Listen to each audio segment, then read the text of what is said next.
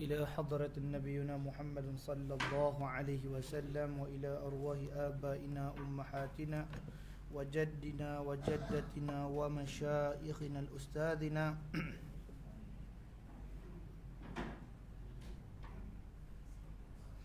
ولخصوصا الإمام حجة الإسلام أبو حامد الغزالي محمد بن محمد الغزالي التوسي رحمه الله تعالى، ولخصوصا إلى شيخنا المحقق الشيخ أحمد فهمي زمزم أبو علي البنجاري الندوي المالكي حفظه الله تعالى ورعاه، ولخصوصا إلى شيخنا الحبيبنا الأستاذنا ومربنا من المسلمين والمسلمات والمؤمنين والمؤمنات أينما كانوا في المشارق الأرض إلى مغاربها أن الله ينفعنا من بركة وأسراره وعلومه ونفحته في الدين والدنيا والآخرة. الفاتحة. أعوذ بالله من بسم الله الرحمن الرحيم.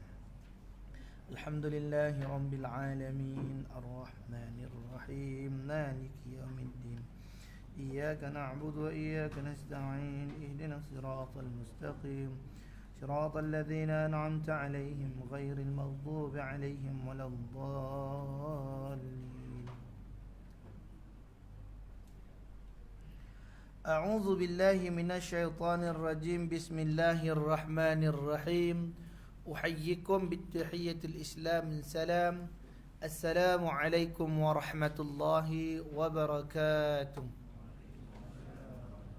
الحمد لله ثم الحمد لله. أهلا وسهلا بكم مرحبا بوصية رسول الله صلى الله عليه وسلم.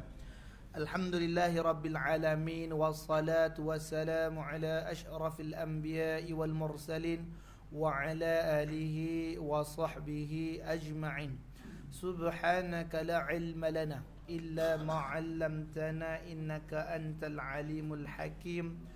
رب اشرح لي صدري ويسر لي أمري واحلل عقدة من لساني يفقه قولي.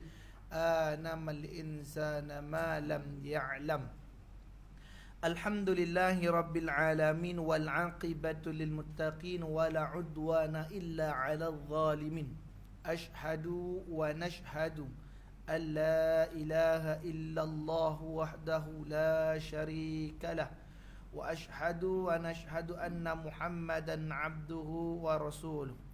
اللهم صل وسلم على سيدنا محمد وعلى آله وصحبه أجمعين. ولا حول ولا قوة إلا بالله العلي العظيم. ولا حول ولا قوة إلا بالله العلي العظيم. ولا حول ولا قوة إلا بالله العلي العظيم. وبعد. الحمد لله.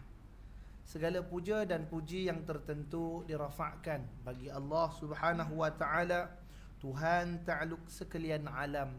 Dialah Tuhan yang layak disembah dengan sebenar-benar sembah, dan Dia jugalah Tuhan yang telah menciptakan kita, yang pada asalnya daripada setitik air yang tidak bererti dinamakan ia sebagai mani, lalu disimpan di dalam sebuah empangan yang kukuh dinamakan ia sebagai rahim ibu, dalam tempoh dan waktu yang ditetapkan. Maka lahirlah kita ke dunia ini diiringi dengan nikmat-nikmat daripada Allah Subhanahu wa taala. Dan sebesar-besar nikmat yang kita perolehi pada malam yang mulia ini adalah nikmat Islam dan iman. Selawat beserta salam ke atas junjungan besar kita Nabiuna Muhammadun sallallahu alaihi wasallam, yang mana syafaat dan bantuan daripada baginda Nabi lah yang kita dambakan di akhirat kelak, ke atas ahli keluarganya, para sahabatnya dan orang-orang yang mengikuti jejak langkahnya. Alhamdulillah. Syukur kita kehadrat Allah Subhanahu wa taala, pada malam mulia ini dipertemukan lagi kita di dalam rumah Allah taala yang mulia ini bagi melaksanakan tuntutan fardu maghrib yang dilaksanakan secara berjemaah. Lantaran daripada itu menantikan waktu fardu isyak, maka kita mengisi ruangan ini dengan perbahasan ilmu melalui kitab Bidayatul Hidayah yang dikarang oleh Al-Imam Hujjatul Islam Abu Hamid Muhammad ibn Muhammad Al-Ghazali At-Tusi, yang kita kenali dengan nama Imam Al-Ghazali. Maka telah sampai kita pada perbahasan yang pertama dari adab bangun daripada tidur. Pada siri yang lalu telah kita memperbahaskan tentang doa bangkit daripada tidur, yang telah kita bacakan, alhamdulillahilladzi ahyana ba'dama amatana wa ilaihin nusyur. Itu salah satu daripada potongan ayat daripada atau doa untuk bangun daripada tidur. Kita akan nyambung lagi daripada doa yang tersebut sebagaimana yang disebutkan oleh Al-Imam Al-Ghazali rahimahullahu taala. A'udzu billahi minasyaitonir rajim. Bismillahirrahmanirrahim. Qala al-musannif rahimahullahu ta'ala wa bi'ulumihi fi kitabihi wa nafa'ani fid darainil amin. Kata pengarang kitab rahimahullahu ta'ala di dalam kitabnya, hendaklah engkau berusaha supaya dapat bangun daripada tidur sebelum terbit fajar, dan hendaklah zikrullah yang mendahului segala sesuatu, baik di hatimu atau di lidahmu. Dan bacalah doa ketika itu, yakni doanya alhamdulillahilladzi ahyana ba'dama amatana wa ilaihin nusyur. Maka hari ini kita sambung daripada perbahasannya lagi. Asbahna wa asbahal mulku lillah, wal azamatu wa sultanu lillah, wa izzatu wa qudratu lillahi rabbil alamin. Itu potongan kedua. Kita bahas potongan kedua dulu. Asbahna wa asbahal mulku lillah. Telah berpagi-pagi kami dan telah berpagi-pagi segala kerajaan itu bagi Allah Ta'ala. Itu dikata asbahna, telah berpagi-pagi kami. Wa asbahal mulku lillah, dan telah berpagi-pagilah segala daripada kerajaan dan pentadbiran Allah. Kita tengok kalimat mulku lillah, itu pada kalimat Allah yang tak ada kalimah alif tu, itu namanya lamul ikhtisas. Dalam segi nahwu lam ikhtisas, maknanya hanya pemilikan itu Allah yang punya. Pada hari itu apa kita rancang sekalipun, perancangan kita itu adalah milik Allah Ta'ala. Inilah di antara adab kita terhadap Tuhan kita, yakni Allah Subhanahu wa taala, sebagaimana yang telah disebutkan oleh Al-Imam Al-Ghazali rahimahullah taala pada muka surat yang lalu. Apa kata dia? Maka jagalah adab-adabmu di hadapan Tuhanmu, baik zahir ataupun batin, seperti beradabnya seorang hamba yang hina banyak membuat kesalahan di hadapan seorang raja yang gagah perkasa. Jadi maknanya ini pesan Imam Ghazali. Beradablah kamu kepada Tuhanmu. Kenapa? Tuhanmu lah yang telah memberikan kehidupan kembali kepada kamu. Maka berpagi-pagi kamu dengan berniat untuk melaksanakan segala ketaatan yang telah diperintahkan oleh Allah. Dan bersungguh-sungguhlah engkau menjalani adab, sehingga Tuhanmu tidak melihat engkau di tempat yang ia larang. Maknanya jangan kita bangun pagi-pagi ini untuk melaksanakan rancangan untuk melanggar perintah Allah. Itu dia kata mulkulillah, segala takluk kerajaan Allah Subhanahu wa taala. Tadi kita usaha supaya dapat menghindari segala apa yang dilarang oleh Allah, bahkan menghindarkan diri kita daripada tempat yang dilarang oleh Allah. Masya Allah, tempat dilarang oleh Allah. Jangan kata tempat dilarang. Nabi SAW, beliau ini pernah melalui di mana tempat yang Allah Ta'ala turunkan kemurkaan. Allah turun murka. Antaranya Tasik ataupun Laut Mati, yang mana tempat tenggelamnya kaum-kaum yang dibinasakan oleh Allah Ta'ala.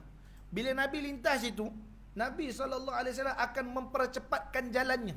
Nabi akan segera jalan cepat. Dan apa Nabi SAW buat? Nabi akan memakai ridak di atas kepala, tutup kepala. Nabi tutup, tunduk, jalan cepat-cepat di tempat yang pernah berlaku musibah ataupun bencana yang diturunkan oleh Allah Ta'ala terhadap umat tersebut. Tapi Laut Mati hari ni jadi apa? Tempat perhiasan, orang datang ramai-ramai nak mandi, orang nak ambil garam, orang nak itu macam-macam. Tapi di situ tempat Allah turunkan bala. Nabi tak singgah tempat lagu tu. Ini tempat yang pernah turun bala, yang pernah Allah murka sekali di situ. Bagaimana pula dengan tempat yang memang Allah murka selama-lamanya? Allah tak bagi kita pergi situ, tapi kita pergi. Itu sebab kata guru saya, kita minta ampun kepada Allah Ta'ala. Astaghfirullahalazim alladzi la ilaha illa huwal hayyul qayyum wa atubu ilaih. Ini kita minta ampun di atas dosa-dosa yang tidak kita sengajakan. Ada kelakuan yang tak sengaja kita buat di sisi Allah Ta'ala kerana keterlupaan kita, kerana kekhilafan kita. Bagaimana kita nak menghadap kepada Allah, bagaimana nak minta ampun pada Allah terhadap dosa yang memang kita rancang. Dosa tu kita memang dah plan nak buat dosa tu. Macam mana kita nak ngadap Allah Subhanahu Wa Taala dengan dosa macam tu? Yang ini yang jadi perbahasan para ulama.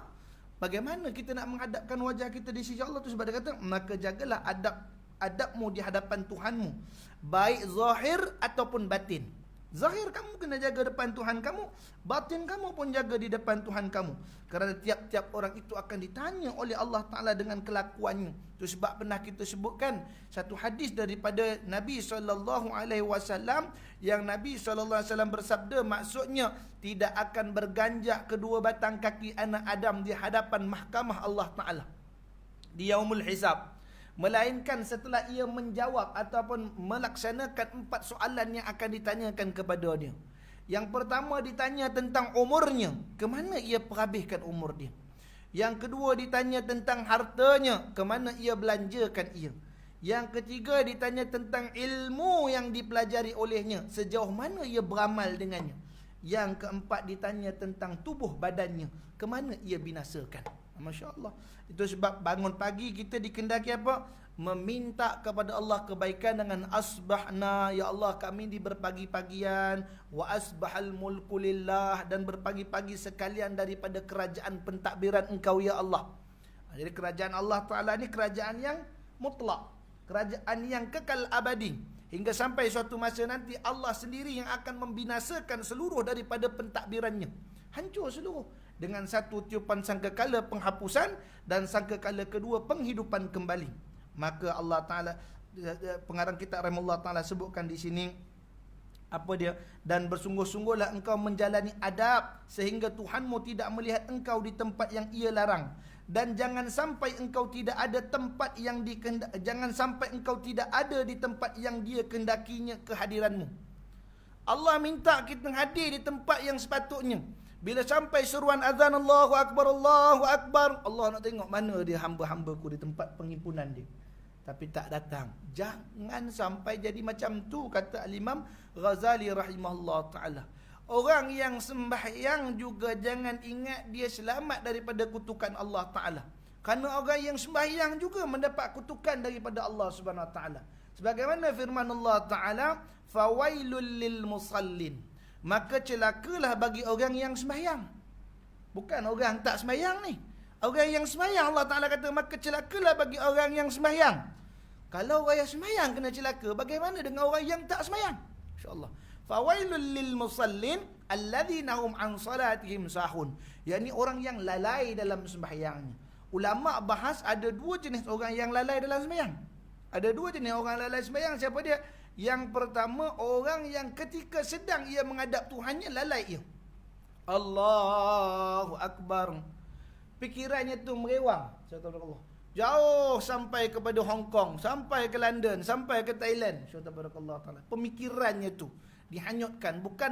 Bukanlah dia tu hadir dalam pengabdian kepada Allah Taala dengan seluruh daripada kurniaan Allah.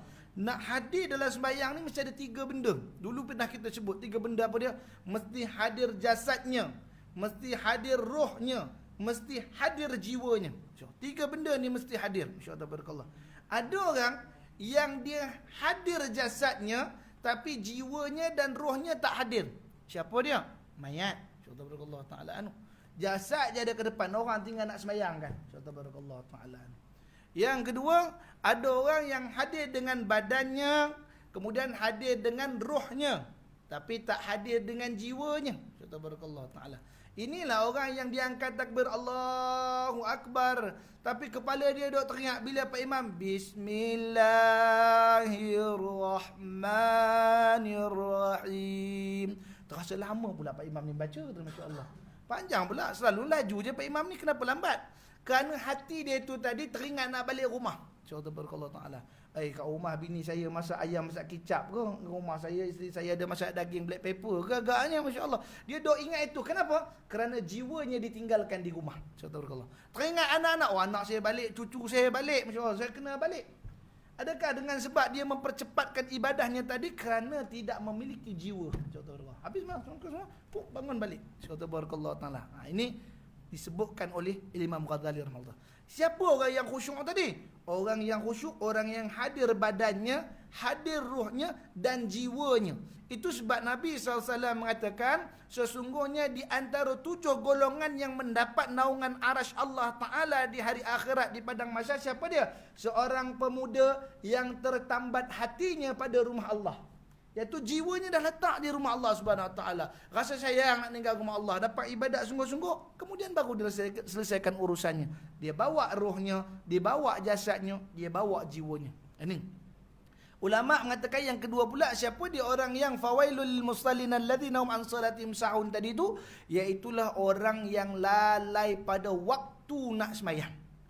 Allahu akbar, Allahu akbar, azan zuhur kata tak apalah, zuhur habis pukul 4 kata masya-Allah. Akan pukul 3.30 kan sembahyang lah, masya. Orang yang suka menangguh-nangguhkan sembahyang.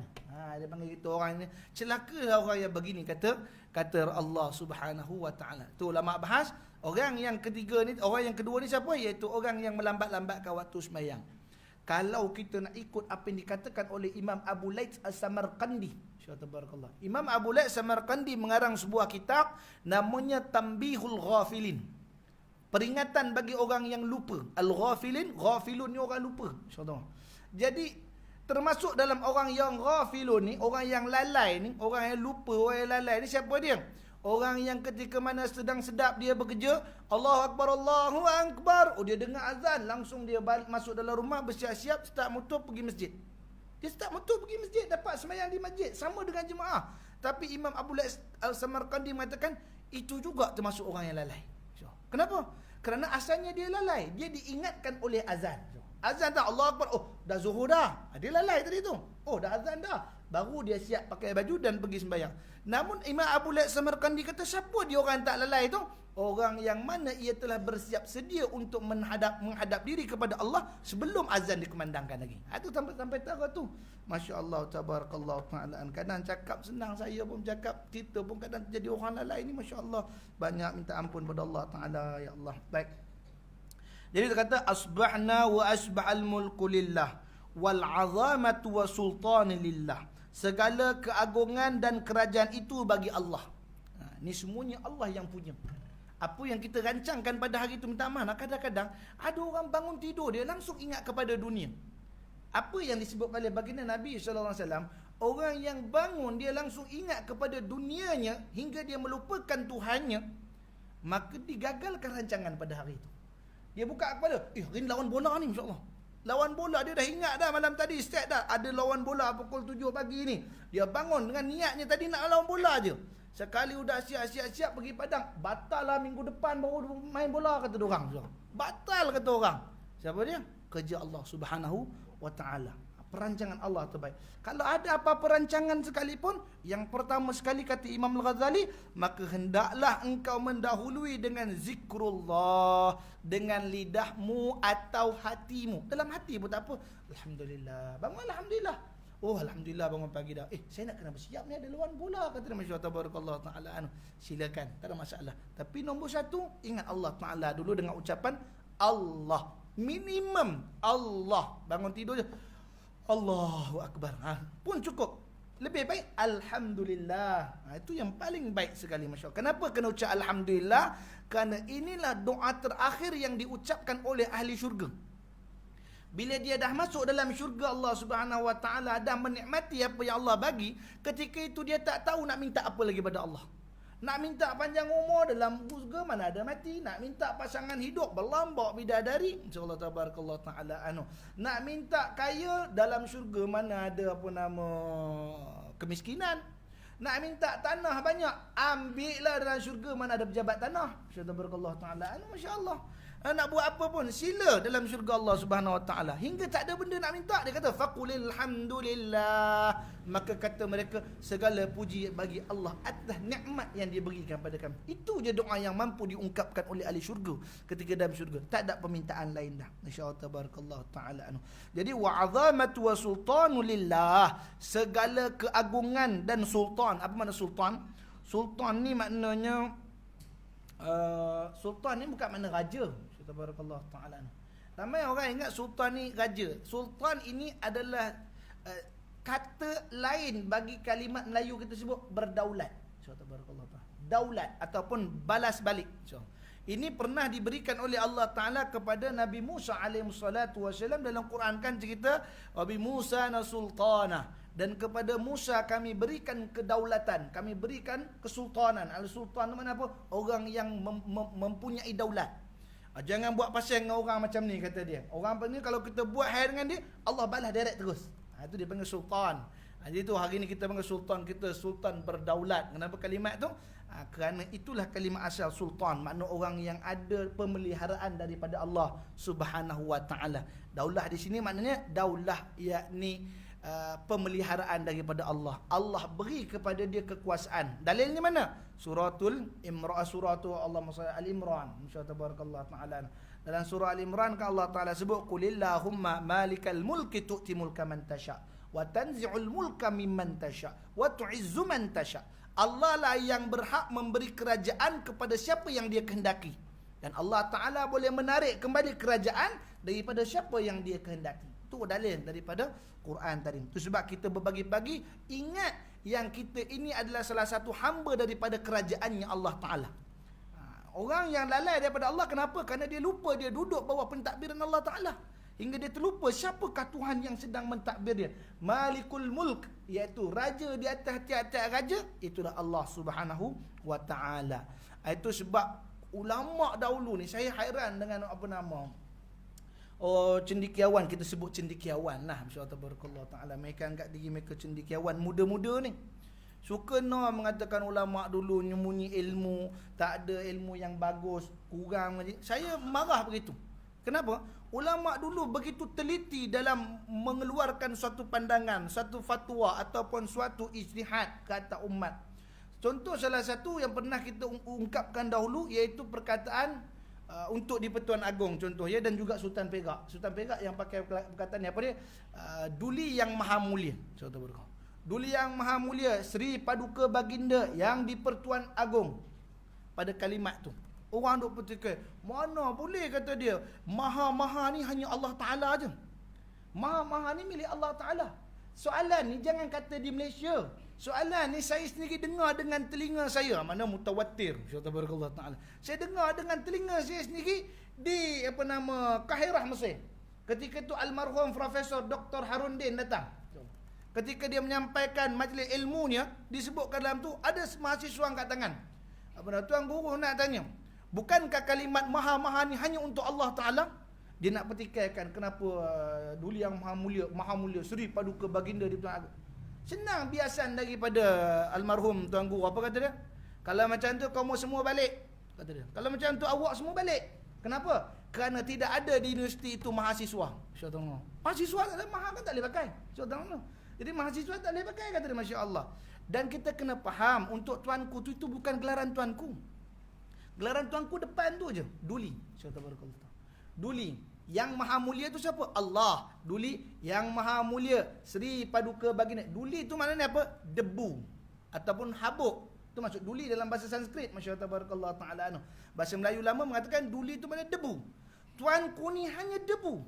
Pada siapa? Allah yang maha mulia. Kita kata duli yang maha mulia tu Allah. Sri Paduka Baginda. Sri itu apa maknanya? Sri itu penghias, hiasan, ataupun kita render-render ke hiasan dan sebagainya. Paduka, apa maksud paduka? Paduka ni maknanya selipar. InsyaAllah berkata. Capal, selipar, itu maknanya paduka. Sri Paduka Baginda. Baginda tu siapa? Rasulullah. Sri Paduka Baginda Rasulullah sallallahu alaihi wasallam. Siapa orangnya? As-Sultan. Baru dia panggil As-Sultan. Tu baru orang Tuan Agong tadi. Adapun depan tadi tu hanya gelar yang balik dirinya kepada Allah dan Rasul. Itu keadaan macam tu. Kadang-kadang benda macam ni orang duk petikaikan. Hairan kita dengan orang macam ni. Masya tabarakallah ta'ala. Ulama dulu tu sebab sultan-sultan ni bila dia orang naik jadi pentadbiran, nama mereka mesti ada tambah Al-Muttaqib Billah, As-Sultan, ada dia gelar-gelar tu, gelar tu Muttaqib Billah di belakang-belakang tu. Kenapa? Itu ulama telah memikirkan tentang yang demikian rupa bersesuaian dengan pentadbiran dan pemerintahan tadi. Jadi yang kita nak bincang sini bukan pemerintahan kerajaan Malaysia. Kita nak bincang sini pemerintahan kerajaan Allah. Tu sebab bila Allah nak cerita bab mati, bab hidup, sebelum daripada tu Allah perkenalkan kerajaan dia dulu. Dalam mana? Surah Al-Mulk. Allah kata apa? Tabarakalladzi biyadihil mulku wa huwa ala kulli syai'in qadir. Tabaraka, maha suci Allah. Tabarakalladzi biyadihi, yang mana dengan kekuasaannya al-mulku. Maha suci Allah Ta'ala dengan kekuasaannya mentadbir kerajaannya. Tabarakalladzi biyadihil mulku wa huwa ala kulli syai'in qadir. Dan atasnya lah tiap-tiap sesuatu urusan.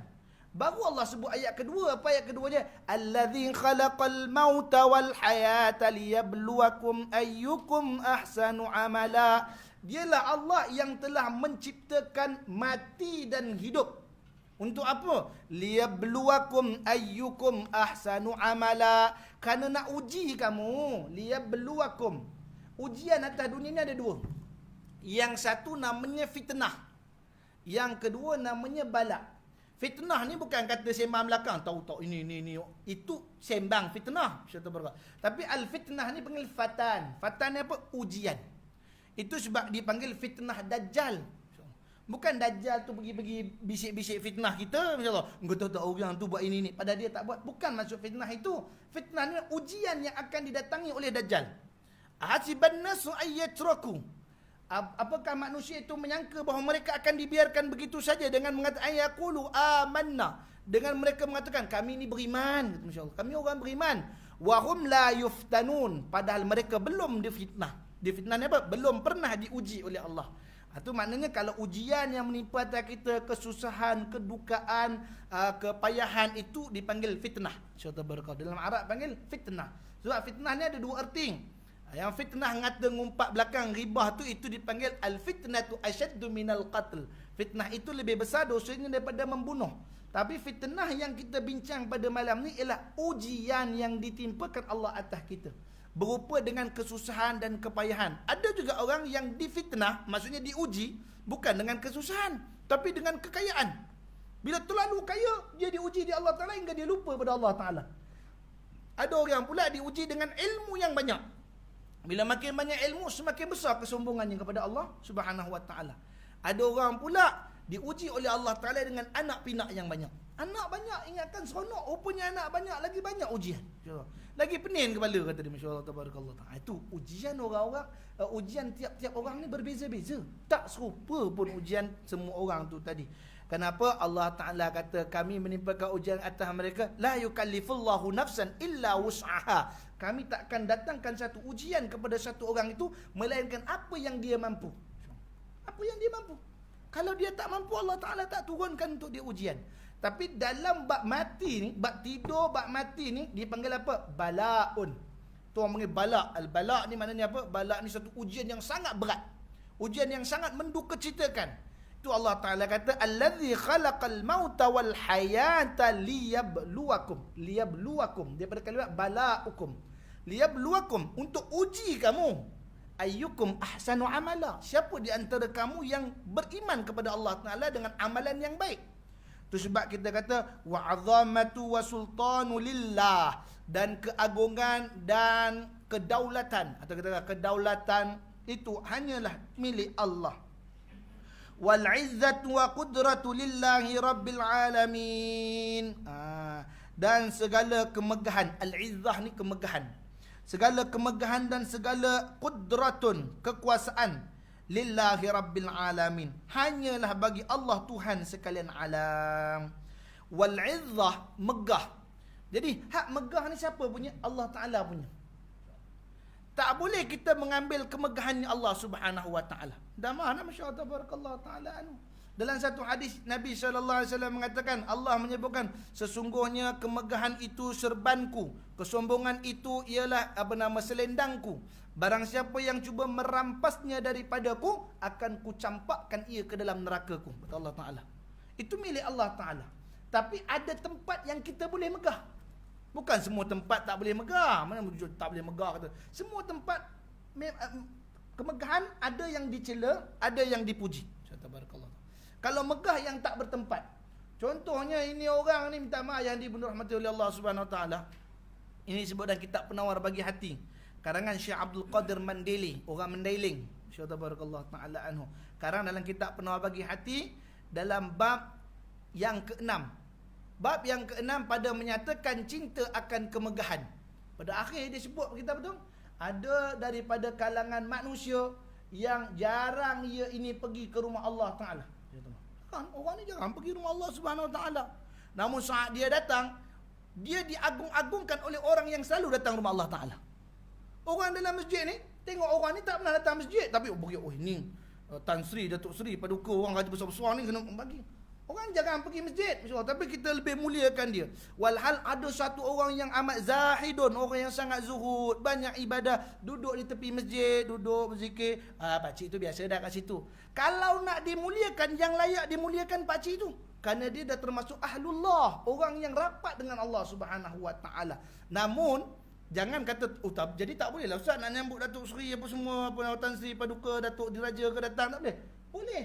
Ini bersandar dengan hadis Nabi SAW. Nabi kata, bangunlah ketika pemimpinmu datang dan berikanlah penghormatan yang sesuai dengan dirinya. InsyaAllah. Janganlah maknanya di dalam rumah Allah kita mengagungkan sesuatu yang lebih daripada Allah Ta'ala. Tak boleh lah gitu. Rumah ni Allah Ta'ala punya. Jadi bila siapa-siapa saja melangkah masuk dalam rumah Allah, kulluhum ibadullah. Semua daripada kamu ialah hamba Allah. Kalau dalam masjid pun minta maaf sembahyang Jumaat. Dalam masjid tu adalah orang besar, ada kerabat, ada rakyat, ada marhain, ada kaya, ada miskin. Khatib tak sebut nama seorang. Datuk Paduka Seri Diraja, Datuk Seri, Datuk orang kaya-kaya, orang miskin-miskin. Tak dia panggil gitu. Dia panggil apa di situ? Ibadallah. Ibadallah. Ittaqullah. Fusikum bittaqwallah faqad fadzal muttaqun. Disebut ibadallah. Hei sekalian hamba Allah. Yang duduk dalam masuk rumah Allah, semua jadi hamba Allah belaka.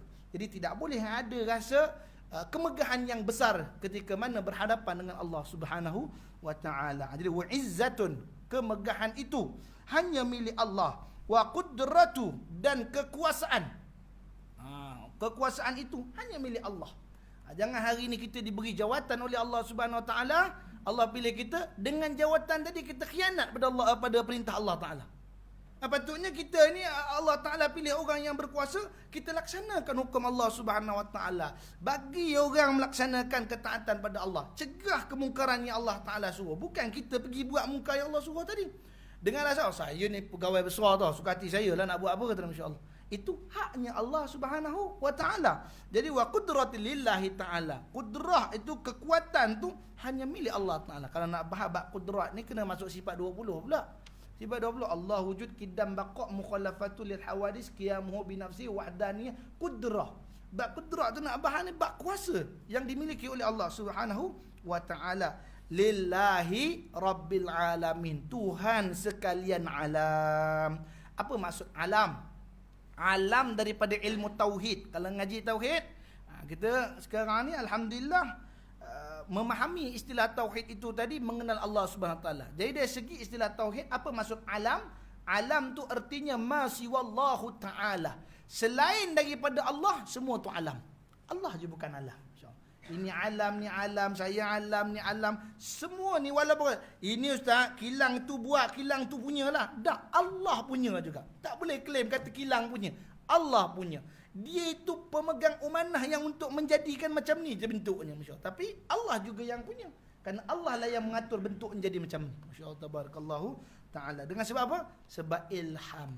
Ilham, akal itu adalah miliknya Allah Subhanahu Wa Taala. Baik, seterusnya doa yang ketiga pada waktu bangun tidur. Kita dah alhamdulillahillazi ahyana ba'da ma amatana wa ilaihin nusyur.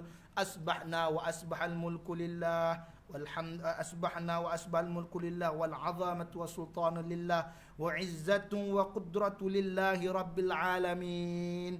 Asbahna ala fitratil Islam wa ala kalimatil ikhlas wa ala dinin nabiyyina Muhammadin sallallahu alaihi wasallam wa ala millati abina Ibrahim hanifan musliman wa ma kana minal musyrikin. Asbahna ala fitratil Islam.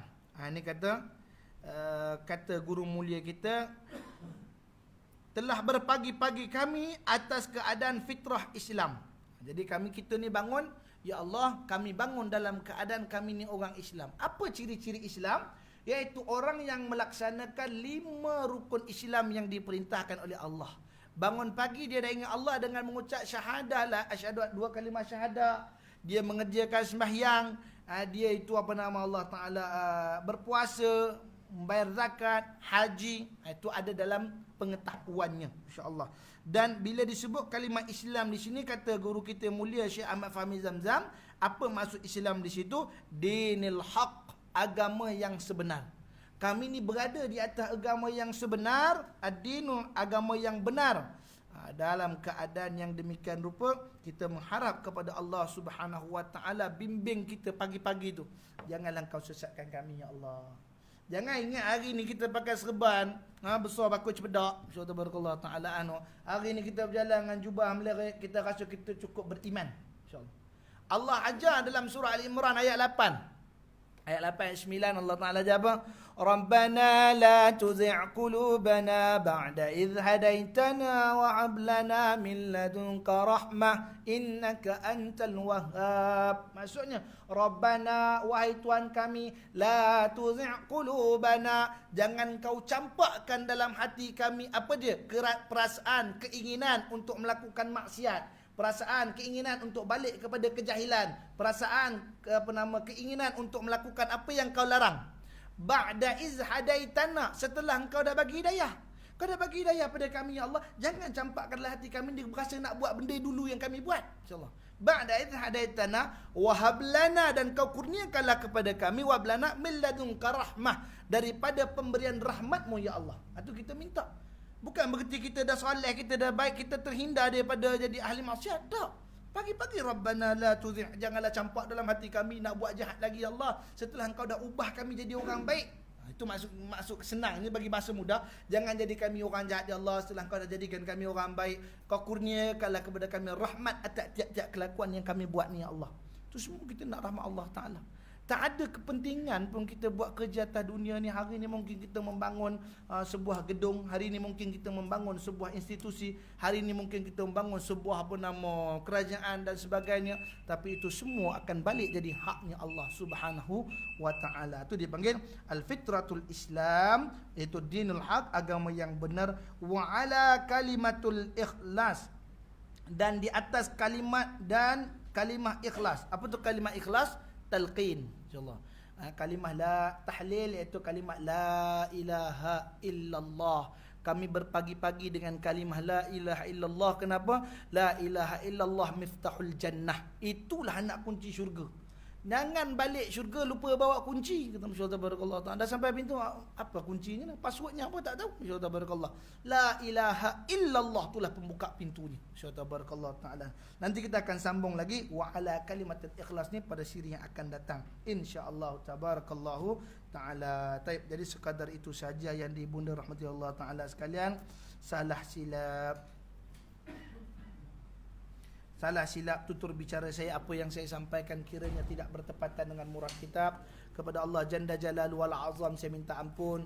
Pada barisan ayahanda, ibunda, adinda dan kekanda sekaliannya, saya nyusun 10 jari mohon maaf di atas ketelanjuran kata-kata apa disampaikan kiranya tak bertepatan dengan murad kitab. Pada Allah jugalah saya minta ampun, dan kepada ayahanda, ibunda rahmatullah taala saya mohon ditegurlah diri saya ini dengan teguran bisawab jika saya melakukan kesilapan, agar dapat memperbaiki akhlak di sepanjang masa dan kehidupan ini.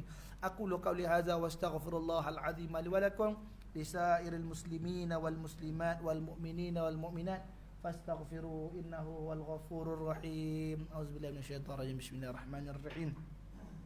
ربنا انفعنا بما علمتنا ربي علمنا الذي ينفعنا ربي فقهنا وفقه أهلنا وقرابة لنا في ديننا مالك قدر أنسى وذكر اللهم افتح علينا فتوح العارفين اهدنا الصراط المستقيم صراط الذين أنعمت عليهم من النبي والصديق والشهداء والصالحين وحسن أولئك رفيقا يا أرحم الراحمين وصلى الله على سيدنا محمد النبي الكريم وعلى آله وصحبه وبارك وسلم سبحان ربك رب العزة عما يصفون وسلام على المرسلين والحمد لله رب العالمين تقبل الله منكم.